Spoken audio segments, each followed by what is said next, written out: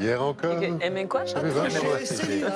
Oui, effectivement. Et nous, RPG, c'est quoi? Eh ben, c'est jeux de rôle en ligne massivement multijoueurs. Donc, on joue à plein de gens, en fait, à plein de monde. Vous en connaissez parce que World of Warcraft, par exemple, est l'un des plus connus. Mais Cocorico, en France, nous avons donc Dofus, qui est un univers médiéval fantastique. Vous êtes dans le monde des 12, dans lequel il y a des Dofus, des œufs de dragons magiques, dont eh bien, les pouvoirs décuplent tout ce que vous pouvez avoir voilà, en tant que joueur de manière personnelle. Dofus, c'est aujourd'hui 3,5 millions d'abonnés, dont 1 million se connectent tous les jours. Bref, de quoi remplir un centre de convention image, mes amis. C'était ce week-end du côté de Tourcoing, ça continue aujourd'hui. D'ailleurs, 7000 personnes par jour viennent ici pour rencontrer voilà, les gens de chez Akama, qui est la société qui a mis en place ce jeu. Pendant tout le week-end, vous avez des tournois, vous avez des masterclass, vous avez des rencontres aussi avec les animateurs.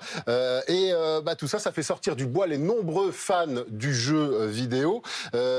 Pourquoi? Parce qu'au fil des années, en fait, ils ont constitué une sorte de communauté. Et quand je dis communauté, c'est que ce jeu vidéo, il a changé la vie, vous allez le voir, de plein de gens.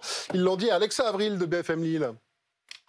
C'est la version sur laquelle j'ai commencé le jeu il y a longtemps, en 2009. J'y joue encore actuellement, donc là, venir à la convention et y jouer, c'est la nostalgie qui revient.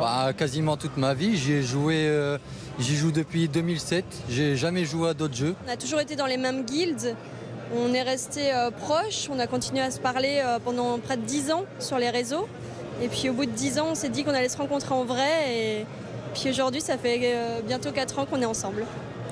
Ah, c'est mignon Belle ça. histoire, ça, non? Bah oui, carrément. Et on le disait, c'est l'occasion de célébrer les 20 ans de la saga avec ses créateurs. Voilà, parce que toute saga a un commencement. Alors Dofus n'est pas né dans un garage, mais presque. C'était une web agency dans laquelle il y avait 3 personnes qui, le soir, fans de jeux vidéo, allaient travailler ensemble à l'élaboration de ce jeu. Ce jeu est devenu Dofus quelques années plus tard.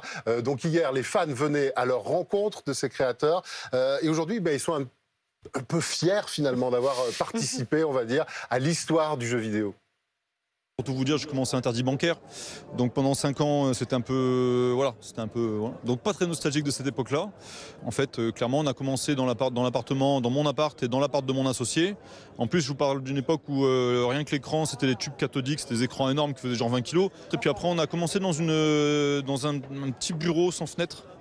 Je vous raconte pas les odeurs. On a marqué un petit peu notre époque, je pense. Oui. Un petit peu, légèrement. Moi, c'est l'odeur qui toute fait. modestie.